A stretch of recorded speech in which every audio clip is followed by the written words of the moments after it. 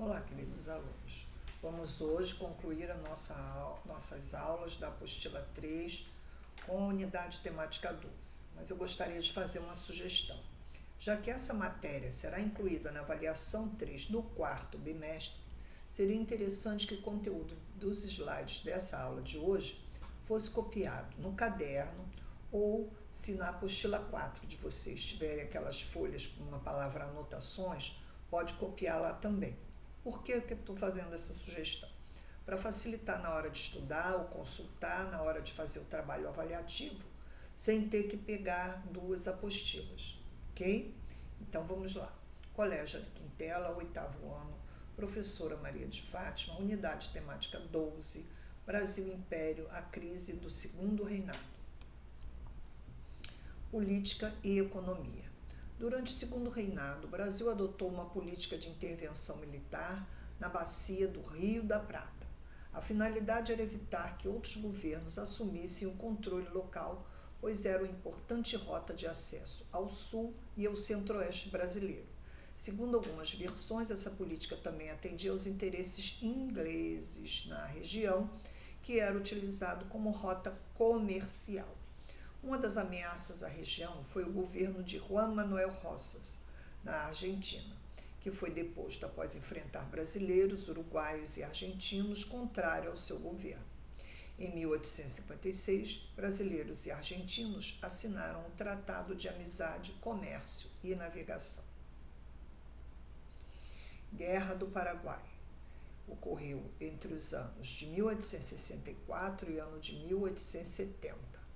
As constantes disputas entre brasileiros e paraguaios na região do Rio da Prata, boa parte localizado no Uruguai, deram origem a um conflito de grandes proporções que ficou conhecido como Guerra do Paraguai. O conflito terminou com a derrota de Solano Lopes, o ditador paraguaio, no ano de 1869. O Brasil. Os rios da região do Prata facilitavam o deslocamento do Rio de Janeiro para a província do Mato Grosso. Em 1864, as tropas brasileiras invadiram o Uruguai, alegando que os limites territoriais estavam sendo desrespeitados. A navegação pelos rios era a única forma de levar produto até o mar. Em resposta à invasão de 1864, o navio brasileiro Marquês de Olinda foi aprisionado. Então, o Brasil, com a Argentina e o Uruguai, uniram-se, formando a Tríplice Aliança, com o apoio da Inglaterra, que emprestou dinheiro para esses três países, e combateram o Paraguai através da Batalha do Riachuelo, ocorrida no ano de 1865, ficando sem abastecimento o Paraguai. Escravizados africanos no Brasil. Então, estamos falando da Guerra do Paraguai, vamos falar do contexto, de africanos dentro dessa guerra, como eu disse, que durou de 1864 a 1870, que contribuiu para que as ideias republicanas e abolicionistas influenciarem os militares brasileiros. Por exemplo, os escravizados, muitos iam voluntariamente para esta guerra para adquirir a sua alforria, a sua liberdade. Bom, movimentos abolicionistas, estamos falando de escravizados, vamos falar que já começaram a haver organizações para que os escravizados fossem libertos, através do clubes abolicionistas, que eram manifestações contrárias à escravidão por parte de diversos grupos sociais. Então, algumas leis foram criadas para a libertação dos escravos. Então, a lei inglesa Bill Abd, que era uma resposta à tarifa Alves Branco, taxava produtos estrangeiros e ingleses que poderiam apreender embarcações e julgar capitães que estivessem traficando escravizados. A Lei Eusébio de Queiroz, de 1850, determinou o fim do tráfico de escravizados africanos para o Brasil. A proibição da entrada de novos escravizados reduziu a oferta de mão de obra e aumentou o preço dos escravizados africanos, comercializados em diferentes regiões. Teve início um comércio interno e escravizados, os quais eram deslocados de regiões com menos movimentação econômica para as outras mais ricas, nesse caso na região cafeeira, né? Então, muitos escravos foram deslocados principalmente para aqui o Rio de Janeiro, na região do Vale do Paraíba, onde a mão de obra escrava era fundamental na produção do café. A Lei do Ventre Livre foi outra lei que foi criada no ano de 1871, assegurava liberdade aos filhos de escravizados nascidos a partir de 1871.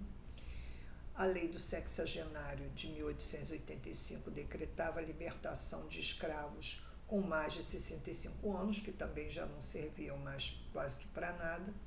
E, finalmente, em 1888, a Lei Áurea decretava o fim da escravidão no Brasil.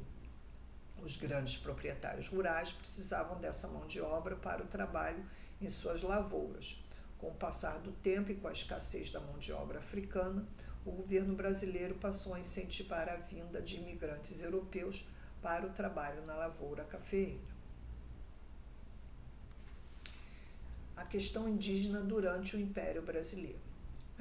As imposições culturais europeias sobre os povos nativos iniciadas no período da colonização acentuaram-se no período colonial. A Constituição de 1824 não estabeleceu direitos para os povos indígenas. O estabelecimento de novas lavouras no interior do Brasil prejudicou muitos grupos indígenas que se viram obrigados a deixar seus locais de moradia. Em 1845, o Regulamento de Missões e Catequese e a Civilização dos Índios buscou para integrar os indígenas na sociedade brasileira de maneira forçada, sem respeitar as diferenças culturais, né? Os padres jesuítas implantaram a religião católica nos índios, vestiram os índios, então desrespeitando a sua cultura. Em 1850, a promulgação da Lei de Terras, que tinha o objetivo de organizar a ocupação fundiária, agravou ainda mais a situação dos indígenas no Brasil. Questão religiosa.